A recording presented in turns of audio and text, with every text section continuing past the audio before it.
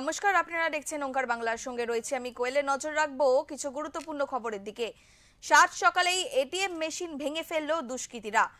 Coke oven থানার অন্তর্গত Durgapur chemicals টাউনশিপের ATM এ ঘটনাটি ঘটে। এটিএম এ বিদ্যুৎ সংযোগ না থাকার কারণেই কয়েকজন দুষ্কৃতী মেশিন ভাঙচুর করে। শনিবার সকালে স্থানীয়রা টাকা তুলতে গিয়ে দেখেন যে মেশিন ভাঙা। মেশিন ভাঙচুর করে দুষ্কৃতীরা এটিএম এর বাইরে থাকা সিসিটিভি ক্যামেরাও খুলে নিয়ে চলে যায়। স্থানীয়রা তৎক্ষণাৎ থানায় খবর দেয় এবং পুলিশে খবর পাওয়া মাত্রই ঘটনাস্থলে গিয়ে তদন্ত শুরু করে। স্থানীয় মানুষদের জিজ্ঞাসাবাদ চালাচ্ছেন পুলিশ। দুষ্কৃতীদের এই ধরনের কাজে ক্ষোভ প্রকাশ করেছেন স্থানীয়রা।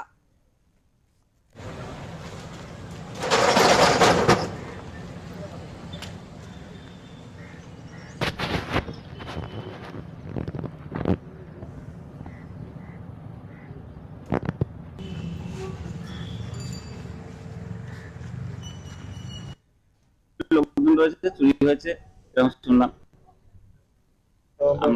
মানে পুরো শাটডাউন করে হয়েছে তো? হ্যাঁ, পাওয়ার সাপ্লাই অফ রয়েছে। পুলিশ এসেছে? পুলিশ এসেছে এখন তদন্ত করছে। কতটা আতঙ্কিত? আমরা এখানে এলাকায় খুবই আতঙ্কিত। এরকম যদি চুরি একটা হয়। টাউনশিপের মধ্যেই তো? হ্যাঁ, এটা টাউনশিপের মধ্যেই। এমনকি সব মানে তার কেটে দিচ্ছ? হ্যাঁ, পাওয়ার সাপ্লাই সব জায়গায় তার কেটে দিয়েছে। এখন পর্যন্ত পাওয়ার সাপ্লাই আছে। সিসিটিভি তো ছেঁড়া ভেঙে চলে গেছে দেখছি। কখন আপনারা জানতে পারলেন? আমরা এই সকালে জানতে পারলাম, যারা টাকা তুলতে এসেছিল কেউ, তখন সে দেখেছে এখন মেশিন ভাঙা পড়ে রয়েছে।